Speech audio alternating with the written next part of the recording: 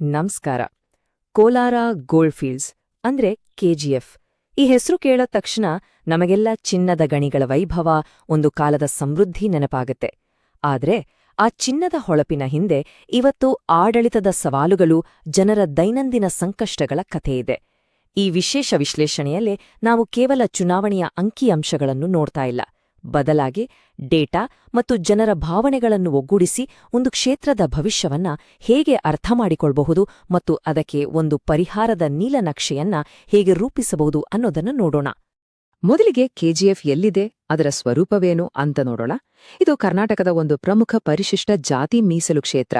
ಒಂದು ಕಾಲದಲ್ಲಿ ದೇಶದ ಆರ್ಥಿಕತೆಗೆ ದೊಡ್ಡ ಕೊಡುಗೆ ನೀಡುತ್ತಿದ್ದ ಈ ನೆಲ 2001ರಲ್ಲಿ ಗಣಿಗಳ ಮುಚ್ಚಿದ ನಂತರ ತನ್ನ ವೈಭವವನ್ನ ಕಳಕೊಂಡು ಒಂದು ರೀತಿಯ ಅತಂತ್ರ ಸ್ಥಿತಿಯಲ್ಲಿದೆ. ಇಲ್ಲಿನ ಇತಿಹಾಸ, ಇಲ್ಲಿನ ಜನರ ಸಾಮಾಜಿಕ ಹಿನ್ನೆಲೆ, ಇವೆಲ್ಲವೂ ಇಲ್ಲಿನ ರಾಜಕೀಯದ ಮೇಲೆ ನೇರ ಪರಿಣಾಮ ಬೀರುತ್ತೆ. ಇದನ್ನ ಅರ್ಥ ಮಾಡ್ಕೊಳ್ಳೋದು ನಮ್ಮ ವಿಶ್ಲೇಷಣೆಯ ಮೊದಲ ಹೆಜ್ಜೆ. ನಮ್ಮ ಈ ವಿಶ್ಲೇಷಣೆಯ ಪ್ರಯಾಣ 5 ಹಂತಗಳಲ್ಲಿ ಸಾಗುತ್ತೆ. ಮೊದಲಿಗೆ ಜನರ ದೈನಂದಿನ ವಲಸೆಯ ವಾಸ್ತವ. ಎರಡನೇದಾಗಿ ಅವರ ಮೂಲಭೂತ ಕುಂದುಕೊರತೆಗಳು. ಮೂರನೇದಾಗಿ ಚುನಾವಣಾ ತೀರ್ಪು ಏನ್ ಹೇಳತ್ತೆ ಅನ್ನೋದು. ನಾಲ್ಕನೇದಾಗಿ ಆ ತೀರ್ಪಿನ ಹಿಂದಿನ ವ್ಯವಸ್ಥಿತ ಕಾರಣಗಳ ವಿಶ್ಲೇಷಣೆ. ಮತ್ತು ಕೊನೆಯದಾಗಿ ಈ ಎಲ್ಲಾ ಡೇಟಾದ ಆಧಾರದ ಮೇಲೆ ಉತ್ತಮ ಆಡಳಿತಕ್ಕಾಗಿ ಒಂದು ಸ್ಪಷ್ಟ ನೀಲನಕ್ಷೆ.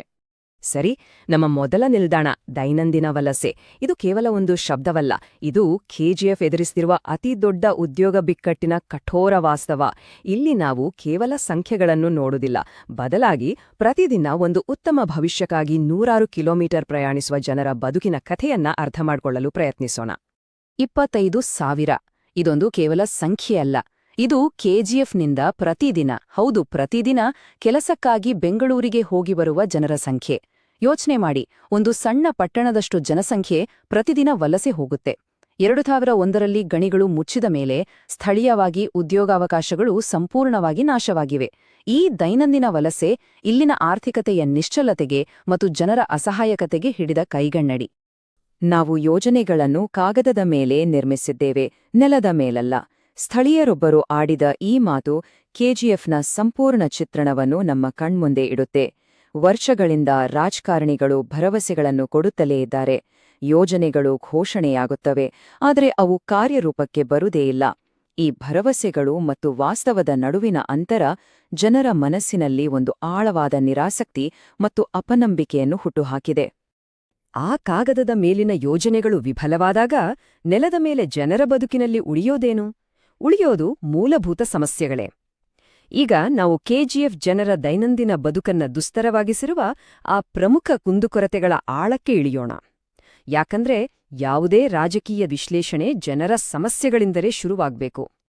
ಜನರ ಸಮಸ್ಯೆಗಳನ್ನ ಅರ್ಥ ಮಾಡಿಕೊಳ್ಳುವ ಮೊದಲು ಇಲ್ಲಿನ ಸಾಮಾಜಿಕ ರಚನೆಯನ್ನ ನೋಡೋಣ. ಕೆಜಿಎಫ್ ಒಂದು ಪರಿಶಿಷ್ಟ ಜಾತಿ ಮೀಸಲು ಕ್ಷೇತ್ರ. ಇಲ್ಲಿನ ಜನಸಂಖ್ಯೆಯಲ್ಲಿ ಸುಮಾರು 48% ಪರಿಶಿಷ್ಟ ಜಾತಿಯವರಿದ್ದಾರೆ. ಇವರಲ್ಲಿ ಬಹುಭಾಗ ತಮಿಳು ದಲಿತ ಸಮುದಾಯದವರು. 100 ವರ್ಷಗಳ ಹಿಂದೆ ಗಣಿಗಾರಿಕೆಗಾಗಿ ತಮಿಳುನಾಡಿನಿಂದ ವಲಸೆ ಬಂದವರ ವಂಶಜರು ಇವರು. ಹಾಗಾಗಿ ಇಲ್ಲಿನ ರಾಜಕೀಯದಲ್ಲಿ ಈ ಸಮುದಾಯದ ಪಾತ್ರ ಬಹಳ ನಿರ್ಣಾಯಕ. ಸರಿ, ಈಗ ಜನರ ನಿಜವಾದ ಸಮಸ್ಯೆಗಳ ಪಟ್ಟಿಯನ್ನ ನೋಡೋಣ. ಮೊದಲನೇದು ಕುಡಿಯುವ ನೀರಿನ ತೀವ್ರ ಅಭಾವ ಮತ್ತು ಅನಿಯಮಿತ ವಿದ್ಯುತ್ ಪೂರೈಕೆ. ಎರಡನೇದು ಕಳಪೆ ನಿರ್ಮಲ್ಯ. ರಾಬರ್ಟ್ಸನ್ ಪೇಟೆ ಅನ್ನೋ ಮುಖ್ಯ ಪಟ್ಟಣದಲ್ಲೇ ಕೇವಲ 5 ಸಾರ್ವಜನಿಕ ಶೌಚಾಲಯಗಳಿವೆ ಅಂದ್ರೆ ಪರಿಸ್ಥಿತಿಯನ್ನ ಊಹಿಸ್ಕೊಳ್ಳಿ. ಹದಗೆಟ್ಟ ರಸ್ತೆಗಳು, ಗಣಿಗಳಿಂದ ಉಳಿದಿರುವ ಸೈನೈಡ್ ತ್ಯಾಜ್ಯದಿಂದ ಉಂಟಾಗುತ್ತಿರುವ ಆರೋಗ್ಯ ಸಮಸ್ಯೆಗಳು ಮತ್ತು ಎಲ್ಲವನ್ನೂ ಮೀರಿಸುವಂತೆ ವ್ಯಾಪಕ ನಿರುದ್ಯೋಗ. ಇವು ಕೇವಲ ಸಮಸ್ಯೆಗಳಲ್ಲ, ಇವು ಜನರ ಘನತೆಯ ಬದುಕಿನ ಹಕ್ಕಿನ ಮೇಲಿನ ಪ್ರಹಾರ. ನಮ್ಮ ಸಂವಿಧಾನ ಪ್ರತಿಯೊಬ್ಬರಿಗೂ ಘನತೆಯಿಂದ ಬದುಕುವ ಹಕ್ಕನ್ನ ನೀಡಿದೆ, ಆದರೆ ಮೂಲಭೂತ ಸೌಕರ್ಯಗಳ ಕೊರತೆ ಆ ಹಕ್ಕನ್ನ ನಿರಾಕರಿಸಿದಂತೆ. ಜನರ ಇಷ್ಟೆಲ್ಲ ಸಮಸ್ಯೆಗಳು, ಆಕ್ರೋಶ ಮತ್ತು ನಿರಾಸಕ್ತಿಗಳು ಮತಪೆಟ್ಟಿಗೆಯಲ್ಲಿ ಹೇಗೆ ವ್ಯಕ್ತವಾಗಿವೆ? ಒಂದು ಕ್ಷೇತ್ರದ ಜನರ ನಾಡಿ ಮಿಡಿತವನ್ನು ಅಳೆಯಲು ಚುನಾವಣೆಗಿಂತ ಉತ್ತಮ ಮಾಪಕ ಬೇರೊಂದಿಲ್ಲ. ಈಗ ನಾವು ಕಳೆದ 2 ಚುನಾವಣೆಗಳ ತೀರ್ಪನ್ನು ವಿಶ್ಲೇಷಿಸೋಣ. ಈ ಗ್ರಾಫ್ ನೋಡಿ, ಕಥೆ ತುಂಬಾ ಸ್ಪಷ್ಟವಾಗಿದೆ. 2018ರಲ್ಲಿ 51% ಮತ ಪಡೆದಿದ್ದ ಕಾಂಗ್ರೆಸ್ 2023ರಲ್ಲಿ ತನ್ನ ಮತಗಳಿಕೆಯನ್ನು 55ಕ್ಕೆ ಹೆಚ್ಚಿಸಿಕೊಂಡಿದೆ. ಅಂದ್ರೆ ಆಡಳಿತ ಪಕ್ಷದ ಮೇಲಿನ ವಿಶ್ವಾಸ ಹೆಚ್ಚಾಗಿದೆ. ಆದರೆ ಇದಕ್ಕಿಂತ ಆಸಕ್ತಿಕರವಾದ ವಿಷಯ ಅಂದ್ರೆ ಪ್ರಮುಖ ವಿರೋಧ ಪಕ್ಷವಾದ ಬಿಜೆಪಿಯ ಮತಪಾಲು 22%ರಿಂದ 21%ಕ್ಕೆ ಇಳಿದಿದೆ. ಅಂದ್ರೆ ಆಡಳಿತ ವಿರೋಧಿ ಅಲೆಯ ಲಾಭವನ್ನು ಪಡೆಯುವಲ್ಲಿ ವಿಪಕ್ಷ ಸಂಪೂರ್ಣವಾಗಿ ವಿಫಲವಾಗಿದೆ. ಕೇವಲ ಮತಗಳಿಕೆ ಮಾತ್ರವಲ್ಲ, ಗೆಲುವಿನ ಅಂತರವನ್ನು ನೋಡಿ.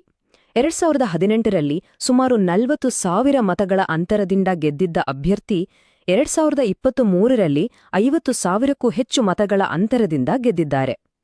ಇದು ಏನು ಸೂಚಿಸುತ್ತೆ? ವಿರೋಧ ಪಕ್ಷವು ಜನರ ಅಸಮಾಧಾನವನ್ನ ಮತಗಳಾಗಿ ಪರಿವರ್ತಿಸಲು ವಿಫಲವಾಗಿದೆ ಅನ್ನೋದನ್ನ ಇದು ಸ್ಪಷ್ಟವಾಗಿ ತೋರಿಸುತ್ತೆ. ಹಾಗಿದ್ರೆ ಇದರ ಹಿಂದಿನ ಕಾರಣಗಳೇನು? ಚುನಾವಣೆಯಲ್ಲಿ ಏನು ಆಯ್ತು ಅನ್ನೋದನ್ನ ನೋಡಿದ್ವಿ. ಈಗ ಏಕೆ ಹೀಗಾಯ್ತು ಅನ್ನೋದನ್ನ ಅರ್ಥ ಮಾಡ್ಕೊಳ್ಳೋಣ. ನಮ್ಮ ವಿಶ್ಲೇಷಣೆ ಯಾವುದೇ ಒಬ್ಬ ವ್ಯಕ್ತಿಯ ಮೇಲೆ ಕೇಂದ್ರೀಕೃತವಾಗಿಲ್ಲ, ಬದಲಾಗಿ ಇದು ವ್ಯವಸ್ಥೆಯಲ್ಲಿನ ವೈಫಲ್ಯಗಳನ್ನ ಗುರ್ತಿಸುವ ಪ್ರಯತ್ನ. ನಮ್ಮ ಆಳವಾದ ವಿಶ್ಲೇಷಣೆಯ ಪ್ರಕಾರ ಈ ಚುನಾವಣಾ ಫಲಿತಾಂಶದ ಹಿಂದೆ 3 ಪ್ರಮುಖ ವ್ಯವಸ್ಥಿತ ಕಾರಣಗಳಿವೆ. ಮೊದಲನೆಯದ್ದು ವೆಲ್ಫೇರ್ ಫ್ಯಾಟೀಗ್, ಅಂದ್ರೆ ಕಲ್ಯಾಣ ಯೋಜನೆಗಳ ಮೇಲಿನ ನಿರಾಸಕ್ತಿ. ಎರಡನೆಯದ್ದು ಡೆವಲಪ್ಮೆಂಟ್ ಗ್ಯಾಪ್, ಅಂದ್ರೆ ಅಭಿವೃದ್ಧಿಯಲ್ಲಿನ ಅಂತರ. ಮತ್ತು ಮೂರನೆಯದ್ದು ಜಾಬ್ಸ್ ಕ್ರೈಸಿಸ್, ಅಂದ್ರೆ ಉದ್ಯೋಗ ಬಿಕ್ಕಟ್ಟು. ಬನ್ನಿ ಇವುಗಳನ್ನ ಒಂದೊಂದಾಗಿ ನೋಡೋಣ. ವೆಲ್ಫೇರ್ ಫ್ಯಾಟೀಗ್ ಅಂದ್ರೆ ಏನು?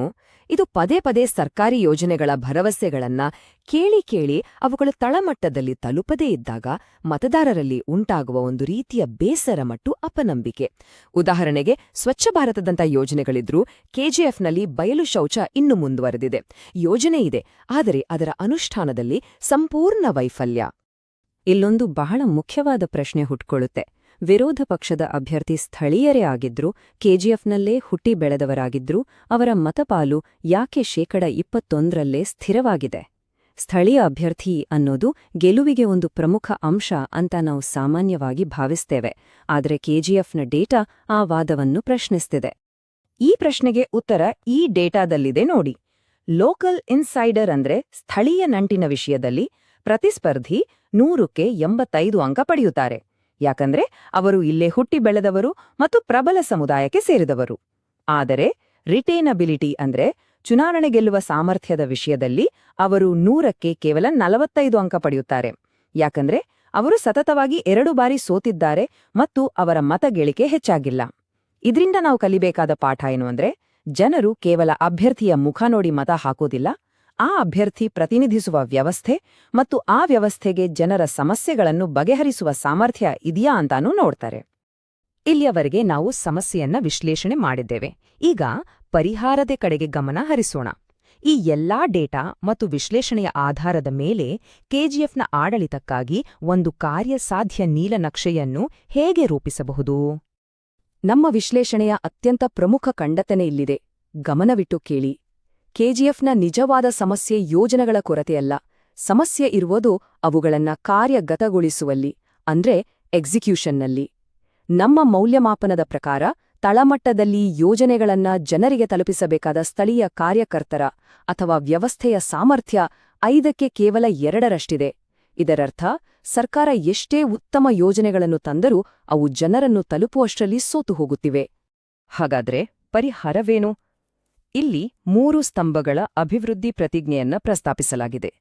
ಜನರ ನೀರಿನ ಸಮಸ್ಯೆಗೆ ನೇರ ಉತ್ತರವಾಗಿ 50 ಕೋಟಿ ರೂಪಾಯಿಯ ಕೆಜಿಎಫ್ ಜಲ ಮಿಷನ್ ಮೂಲಕ ಪ್ರತಿ ಮನೆಗೂ ನಲ್ಲಿ ನೀರು. ಹದಗೆಟ್ಟ ರಸ್ತೆಗಳಿಗೆ ಪರಿಹಾರವಾಗಿ 75 ಕೋಟಿ ರೂಪಾಯಿಯ ರಸ್ತೆ ಮತ್ತು ಸಂಪರ್ಕ ನವೀಕರಣ ಯೋಜನೆ. ಮತ್ತು ನಿರುದ್ಯೋಗದ ಗಾಯಕ್ಕೆ ಮುಲಾಮಾಗಿ 100 ಕೋಟಿ ರೂಪಾಯಿ ವೆಚ್ಚದಲ್ಲಿ ಒಂದು ಜೀವನೋಪಾಯ ಮತ್ತು ನಾವೀನ್ಯತಾ ಕೇಂದ್ರ ಸ್ಥಾಪಿಸಿ ಸ್ಥಳೀಯವಾಗಿ 500ರಿಂದ 1000 ಉದ್ಯೋಗಗಳನ್ನ ಸೃಷ್ಟಿಸುವುದು. ಇದು ಕೇವಲ ಭರವಸೆಯಲ್ಲ, ಇದು ಡೇಟಾ ಆಧಾರಿತ, ನಿರ್ದಿಷ್ಟ ಮತ್ತು ಅಳತೆ ಮಾಡಬಹುದಾದ ಪರಿಹಾರ. ಇಂತಹ ಯೋಜನೆಗಳಲ್ಲಿ ಜನರ ವೈಯಕ್ತಿಕ ಡೇಟಾವನ್ನು ಬಳಸುವಾಗ ಭಾರತದ ಡಿಜಿಟಲ್ ವೈಯಕ್ತಿಕ ಡೇಟಾ ಸಂರಕ್ಷಣಾ ಕಾಯ್ದೆಯ ಅಡಿಯಲ್ಲಿ ಅವರ ಖಾಸಗಿತನ ಮತ್ತು ಒಪ್ಪಿಗೆಗೆ ಅತ್ಯುನ್ನತ ಗೌರವವನ್ನು ನೀಡುವುದು ಆಡಳಿತದ ಜವಾಬ್ದಾರಿಯಾಗಿರುತ್ತದೆ. ಒಂದು ಉತ್ತಮ ಕಾರ್ಯತಂತ್ರವನ್ನು ರೂಪಿಸಲು ನಾವು ಪ್ರತಿ ಬಾರಿಯೂ ಹೊಸದಾಗಿ ಶುರು ಮಾಡಬೇಕಾಗಿಲ್ಲ. ಇತರ ಕ್ಷೇತ್ರಗಳ ಯಶಸ್ಸಿನಿಂದ ಕಲಿಯುವುದು ಬಹಳ ಮುಖ್ಯ. ಉದಾಹರಣೆಗೆ, ಚಿಕ್ಕಮಗಳೂರಿನಲ್ಲಿ ಯಶಸ್ವಿಯಾದ ಬೃಹತ್ ಮನೆ ಸಂಪರ್ಕ ಅಭಿಯಾನ ತುಮಕೂರು ನಗರದಲ್ಲಿ ಯುವಕರನ್ನು ತಲುಪಲು ಬಳಸಿದ ದೃಢವಾದ ಡಿಜಿಟಲ್ ಪ್ರಚಾರ ಮತ್ತು ಜಯನಗರದಲ್ಲಿ ಮಾಡಿದ ನಾಗರಿಕ ಕಾಮಗಾರಿಗಳನ್ನು ಪರಿಣಾಮಕಾರಿಯಾಗಿ ಪ್ರದರ್ಶಿಸಿದ್ದು.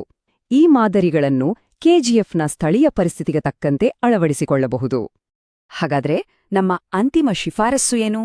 ಹೌದು, ಬದಲಾವಣೆಗಾಗಿ ಒಬ್ಬ ಹೊಸ ಅಭ್ಯರ್ಥಿಯ ಅಗತ್ಯ ಇರಬಹುದು, ಆದರೆ ಅದಕ್ಕಿಂತ 100 ಪಟ್ಟು ಮುಖ್ಯವಾಗಿ ಯೋಜನೆಗಳನ್ನು ತಳಮಟ್ಟದಲ್ಲಿ ಕಾರ್ಯಗತಗೊಳಿಸಲು ಒಂದು ಹೊಸ, ದಕ್ಷ ಮತ್ತು ಜವಾಬ್ದಾರಿಯುತ ವ್ಯವಸ್ಥೆಯ ಅಗತ್ಯವಿದೆ.